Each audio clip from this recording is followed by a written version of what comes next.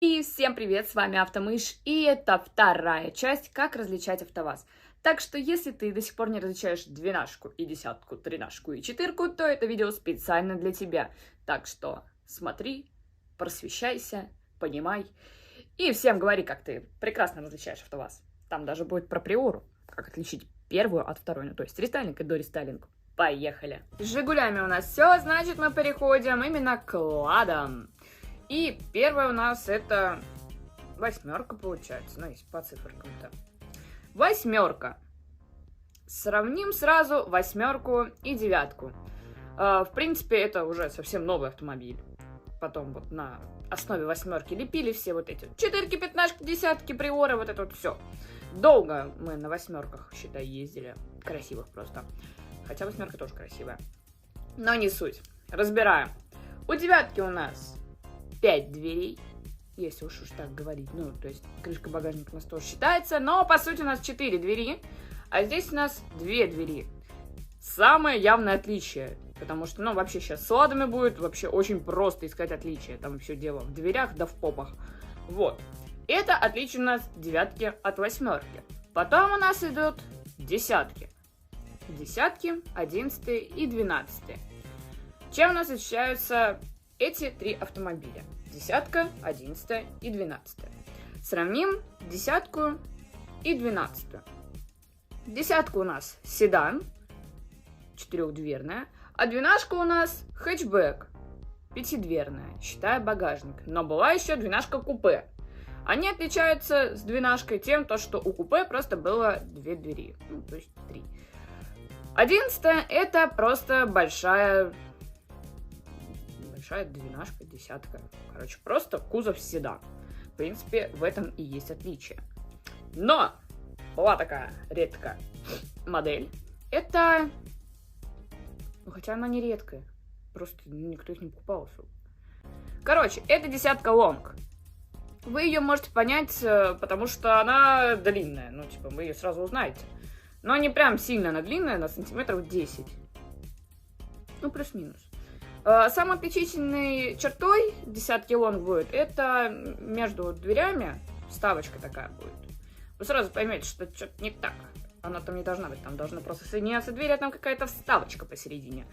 Вот. Так у нас, впрочем-то, внешне отличается десятка лонг. Вообще, на самом деле, было много всяких таких лимитированных версий АвтоВАЗа.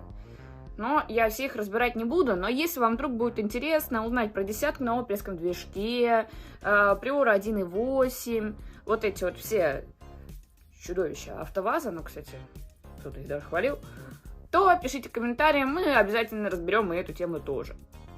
Дальше у нас 14, 13 и 15. Четырка, тринашка и пятнашка. Чем у нас отличается 14 и 13? Правильно, дверями. На этом все. То есть у тринашки у нас 3 двери, у четырки у нас 5 дверей. У пятнашки у нас 4 двери и попа. Она просто седан. В принципе, это их отличие. Также были четырки Супер Авто. Внешне, прям вот внешне, они особо не отличаются. Но если залезть внутрь, мы увидим то, что в четырке Супер Авто были ковши. А если мы залезем внутрь, то мы увидим то, что в четырке Супер Авто был движок, как бы, ну, для приоры. Но это уже не суть важно. Это мы уже в следующей части разберем. Что у нас идет после четырек, пятнашек и тринашек? Правильно. А что? Вроде как приора. Но дальше у нас идет приора. Красивая, великолепная, шикарная машина. Кстати, свою я продала в воскресенье 3 числа. Плакала, очень сильно плакала. Пока я ехала, у меня выскочил чек. Но продала все-таки своему другу из армии. Когда вернется, она будет стоять около его дома.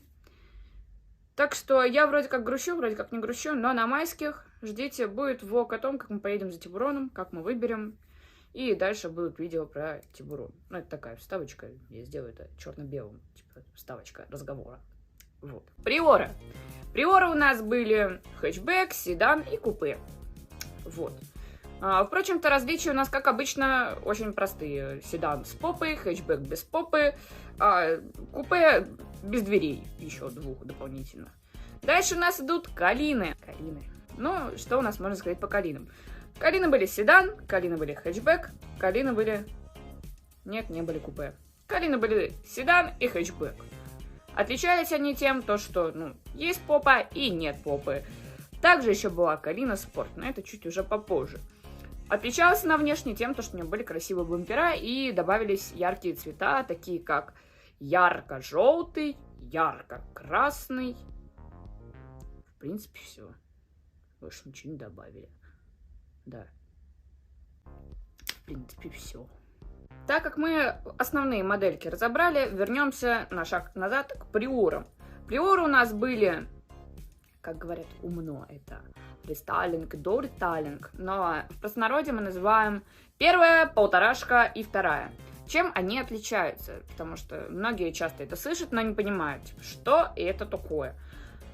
Ну, давайте посмотрим различия первой и второй, потому что полторашка, это соединение того и другого. Первая от второй у нас отличается, точнее, наверное, наоборот, вторая от первой, задними фонарями. Наверное, это не самый яркий пример. Ну, окей, задние фонари. Тут у нас идут диодные красивые фонарики, тут у нас обычные фонарики. Вот.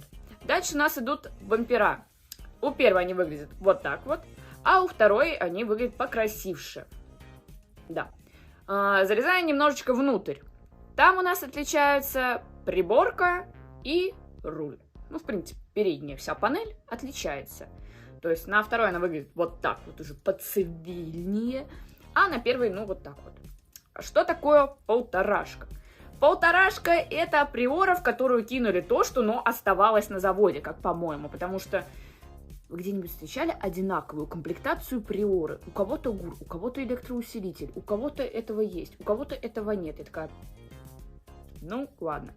Но, в принципе, если уж так вот прям общаком говорить, отличие в том, что у полторашки будет второй передний бампер. Попа останется такой же, как у первой. И у нас будет руль от второй приоры. Это у нас считается полторашка.